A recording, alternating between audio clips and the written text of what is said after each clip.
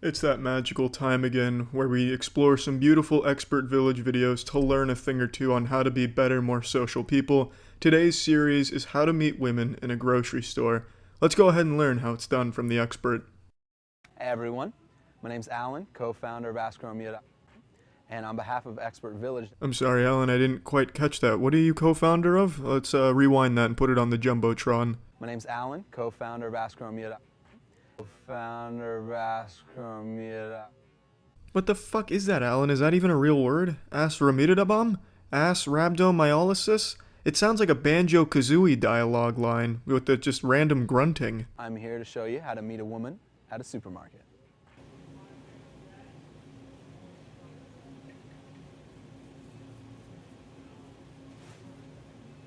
It may look like the introduction to a porno, but it's not. Alright, so you started off making jokes about the ice cream. Now, you ask yourself the question, how do I turn the topic away from the frozen foods? And this is important, because you don't want to be talking about the grocery store the entire time that you're in it. Alan, I think you're a few steps ahead of me. I didn't make any jokes about the ice cream. I didn't know I was supposed to. You're gonna have to take this shit back a few steps for me. This is part of a series, but I couldn't find the episodes that led up to the ice cream joke portion. So unfortunately, we're just gonna come in raw and no rubber, diving right into season 3 of Alan's tutorial here without the knowledge of seasons 1 and 2. But we're gonna take it from here and see how we transition away from ice cream jokes. You want to take your topic elsewhere. So, after joking about the ice cream and flirting and being playful, now I'm going to want to take the topic somewhere else. Similar to those inquisitive and fun questions that I was talking about, you want to try to bounce around and find something that she's going to bite. Now, far be it from me to question the divine methods of the expert here, but he's quite literally blocking her cart. This is probably not going to go over well in the real world outside of this scientific trial Alan's conducting, because this is very rapey. She can't go by him or ignore him because he is preventing that by blocking her shopping cart. In the real world, she would likely call security or pepper spray him because this is very creepy. You know, I know that ice cream is very fun and very interesting, but I'd really like to know, what do you like to do for fun? I really like to play soccer. Soccer, that's fantastic. And so now we've found a topic that both she likes and I like, and we can talk about together, and possibly we can even talk about us doing it together in the future. And that gives us something to transition away from the ice cream. And that's a wrap, class. That's the end of lesson 1 from the expert Alan here, but luckily it continues on so we can continue to learn more and become the expert pussy slayers at the supermarket.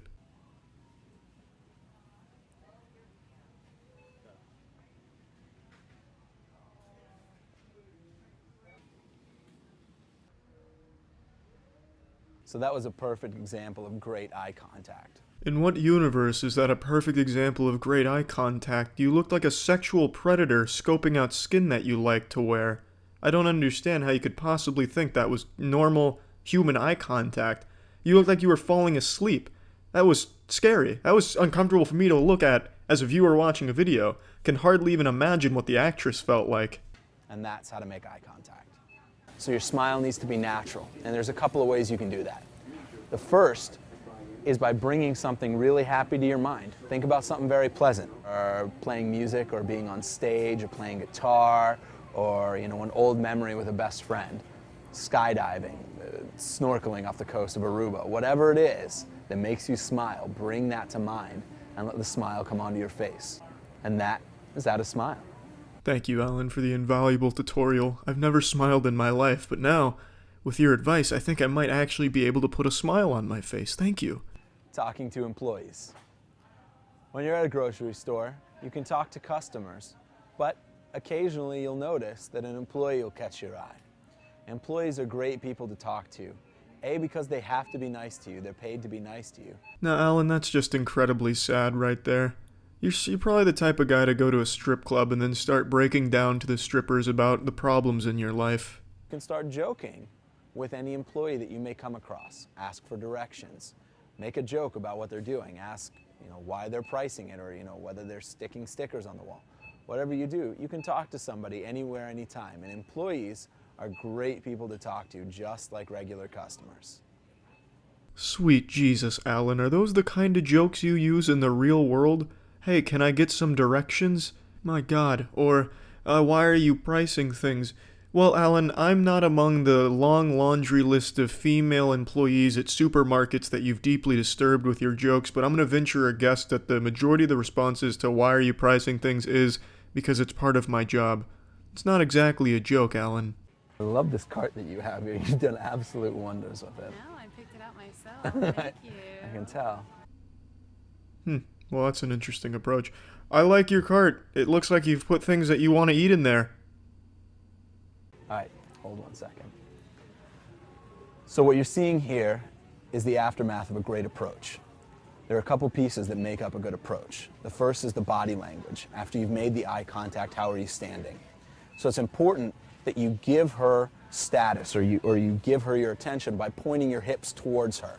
Now he's just gone off the rails and he's teaching it like he's teaching middle schoolers how to shoot a free throw in basketball. That's some wild advice there. I'd also like to make note and point your attention to the actress. Her face basically just says, "Help me."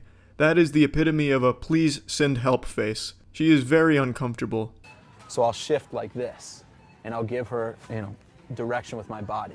Now I don't want to stand directly next to her, and I don't want to stare at her, and I don't want to give her 100%. So I'll turn off at an angle, but I'll give her the majority, right? So I'll give her that body language. So I'd come up to her and say, "Hey, how are you doing today?" I think that this would be absolutely perfect for your hair, and I saw you and I just had to tell you that you should get one of these. Now that is the face of a sane man. It looks like a fucking Sum 41 album cover from the early 2000s. He looks like a mad scientist who just created a small nuclear device. Also, as a side note, it doesn't even look like that's a product made for hair. That looks like something maybe for eyelashes. Think so? All right, what you definitely need is one of these scrunchies then. Pink? Pink's your color. Pink. Pink? It It's a good matches. color scrunchie for you. Here, I'll throw that in there, and you'll take this. It's good, right? Oh, hey, excuse me, miss, you wanted the PlayStation 4, right? Yeah, I'll just go ahead and toss that bitch right in there. An Xbox One, too? Okay, don't worry about it. Just smack that shit off the shelf right into your cart. Hey, don't even thank me. It looks like you wanted it. I got you covered. My name's Alan. After you check out, I'll just swing by and pick it up from you. If you want to fuck later, that's fine, too, but I knew you wanted these things, and I got you covered. Nothing says romance like making a girl pay for shit that she clearly didn't want. And that was playful, and it was fun, I was flirty. I might have even touched on the arm here, something innocuous or not very offensive. I don't want to make her uncomfortable, I don't want to offend her, but I want to let her know that I'm flirting with her. Alan, I'll be honest with you. I think that ship has sailed on not making her uncomfortable. So, when you're picking out donuts, which of the three do you like best? Because everyone has a favorite, My favorite is definitely the chocolate. I mean, you would like, are you just trying to be argumentative? I know, you really like the powdered sugar, and then I came up and you're like, damn it, he said I like powdered sugar. Now I can't, I gotta like plain cake donuts. Well, Maybe actually. a little bit. Actually, I like the chocolate ones. Those are the ones But I you was can't thinking take the of. one that I had, right? Because we obviously cannot like the same donut. I love how offended Alan got when she didn't agree that chocolate was the best flavor. It seemed like he got genuinely upset there for a moment, then remembered that he's only acting and he's on camera. What the fuck did you say, you goddamn slut? You prefer the powdered donuts to the holy chocolate donuts? I will stone cold stun your vagina ass right here in the pastry aisle. I'm Alan the Annihilator, bitch! All right, so what you just saw was an example of conversations about grocery store related subjects. But the first area of topic, unless you're using that direct, no BS method, is talking about something innocent that's directly in front of you. And that's the end of this tutorial series. I think now all of us have become the masters of being able to get women from supermarkets. And I think that's a very great lesson that he was able to teach us here. So thank you, Alan. And thank you, Aswarpibidahobinin, or whatever you fucking co-founded, because I still don't know what it is, Alan. But again, thank you. And thank you, Expert Village. See ya.